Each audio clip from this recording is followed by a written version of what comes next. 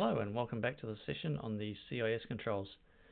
In this lesson we will continue on to Control 11, Data Recovery, and the 5 safeguards in this control.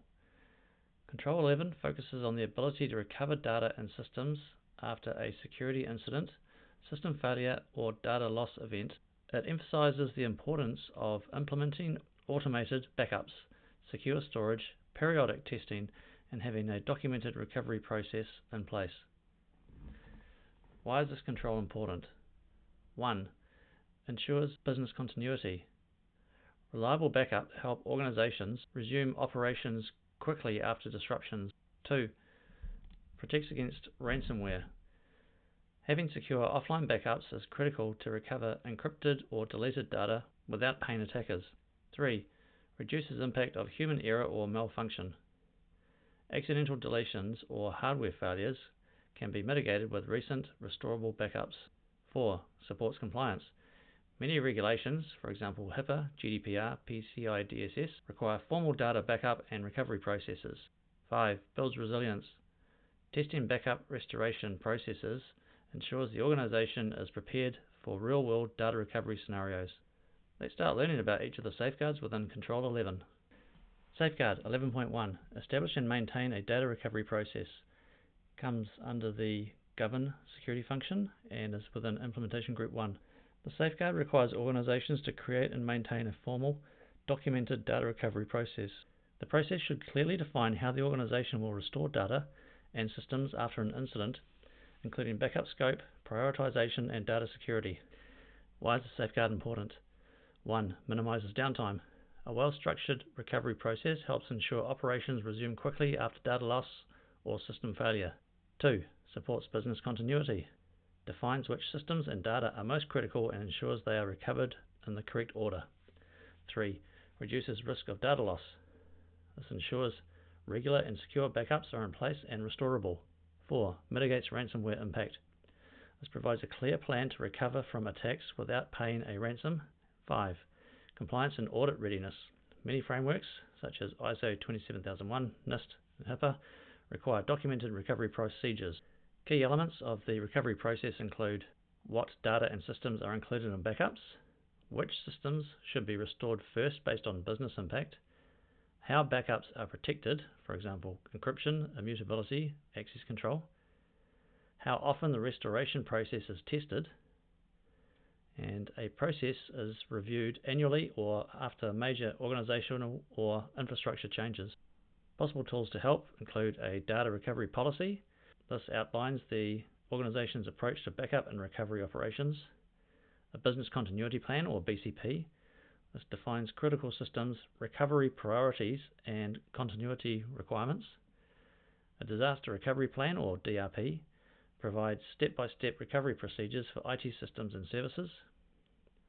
A backup and retention policy specifies backup frequency, data scope, storage locations, and retention. IT operations manual. This includes technical procedures for system restoration and testing, and an incident response plan, or IRP. This coordinates recovery efforts with the broader incident response strategy. You can perform a search online to get example templates for the above documents. 2 terms you will hear with recovery are RPO and RTO, and it is important to understand what these mean. RTO, or Recovery Time Objective. This is the maximum acceptable time to restore systems after a failure or disruption. It measures how long it takes to get back online. Why does this matter? It helps to define how fast systems must be recovered to minimize business impact.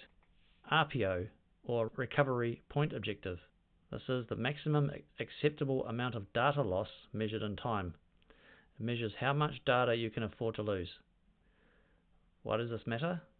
It helps to determine how frequently data must be backed up.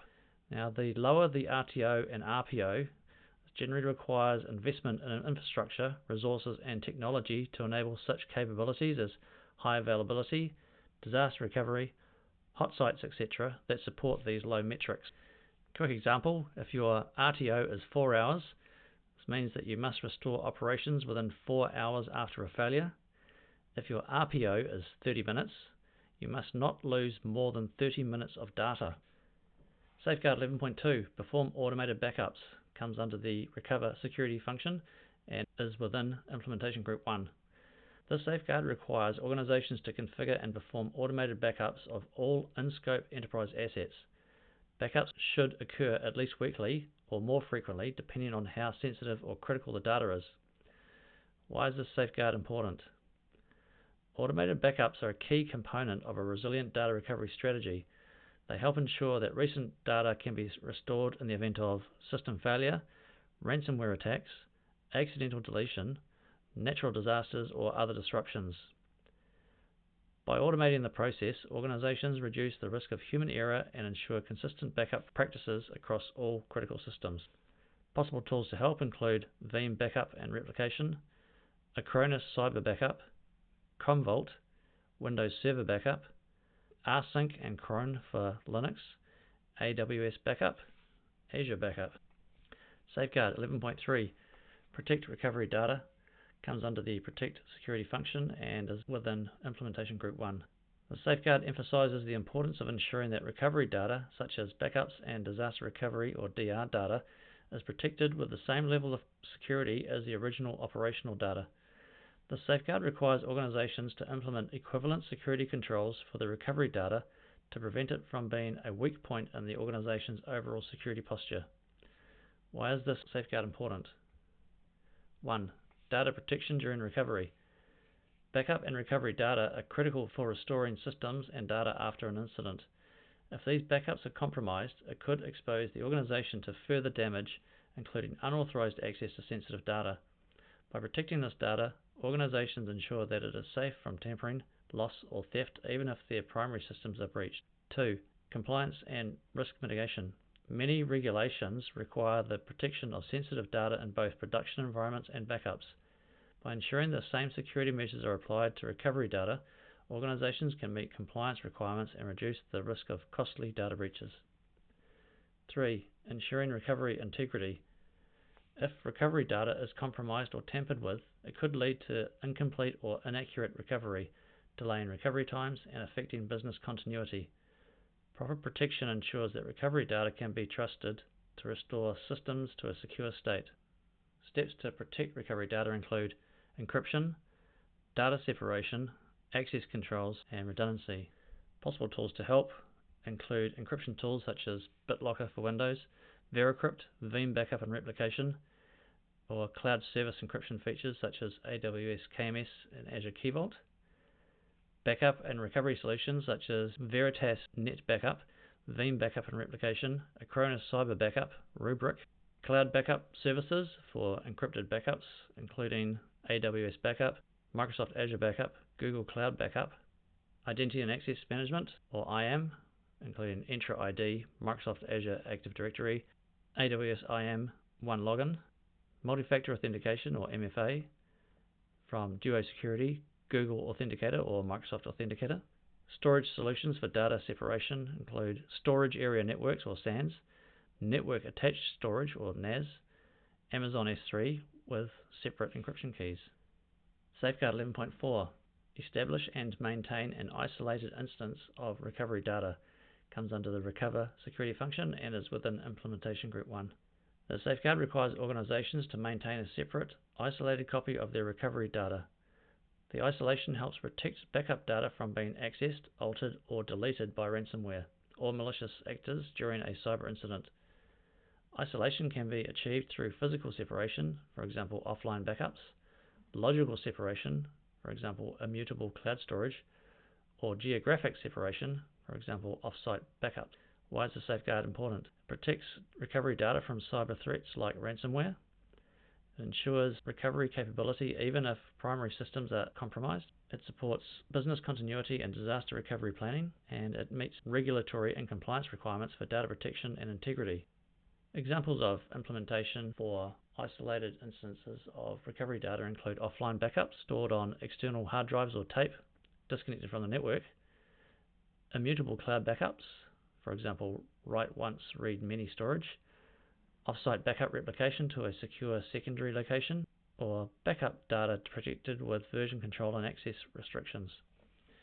Possible tools to help include cloud-based tools such as AWS Backup and S3 Glacier Vault Lock, Azure Backup with immutable blob storage, Google Cloud Backup and DR, Wasabi Cloud Storage, on-premise tools such as tape libraries, for example LTO tape drives, Dell EMC Data Domain, Veritas Net Backup, hybrid tools such as Veeam Backup and Replication, Acronis Cyber Protect, Rubrik, Commvault, and Zerto.